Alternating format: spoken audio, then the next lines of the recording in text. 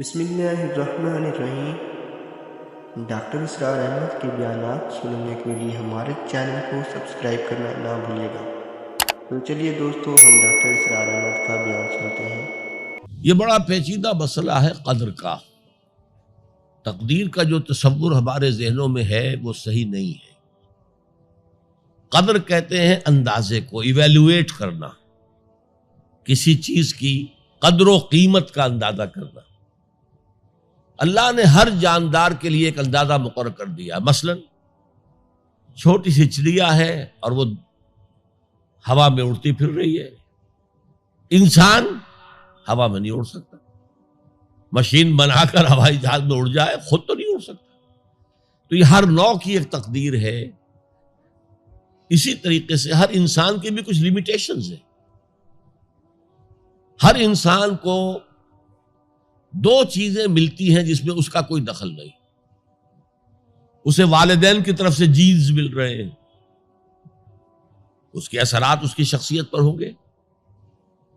پھر جس ماحول میں اسے پیدا کیا گیا ہے اس ماحول کے اثرات ہوں گے۔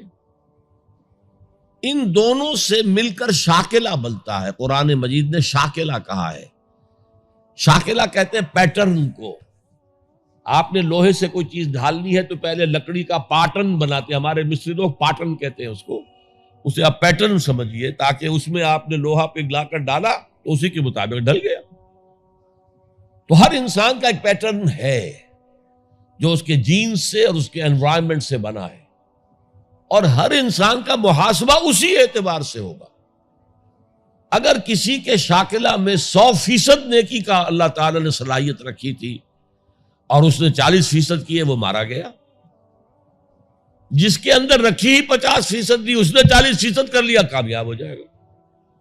لا یکلف اللہ نفسا الا وسعها۔ Every individual will be judged according to what was given to him by Allah subhanahu wa ta'ala۔ لیکن تقدیر کا مطلب یہ نہیں ہے that we are bound to do something. No. There is no predestination. It's only pre-knowledge۔ اللہ نے مجھے اختیار دیا، چاہے یہ کرو چاہے وہ کرو، اما شاکرا و اما کفورا، فمن شاء فلیؤمن ومن شاء فلیکفر۔ جو چاہے ایمان لائے، جو چاہے کفر کا اختیار کر لے۔ لیکن اللہ کو معلوم ہے کہ تم کیا کرو گے۔ یہ پری نالج ہے اللہ کا، پری ڈیسٹینیشن نہیں ہے۔ اللہ نے مجبور نہیں کیا ہے۔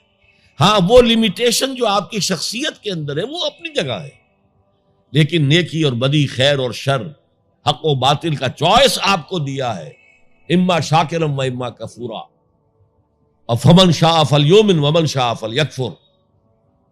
This free will is with you and you will be adjudged on the basis of this free will۔ البتہ کتنی نیکی تم کر سکتے تھے اتنی کر لی، کامیاب، چاہے وہ مقدار میں کم ہو۔ اب جب غزوہ تبوک کے موقع پر حضور نے مسلمانوں سے کہا یہ جیش العسرہ ہے، ساز و سامان چاہیے، اب لاؤ پیسے پیش کرو، حضرت ابوبکر نے اپنا سارا اثاثہ لا کر رکھ دیا۔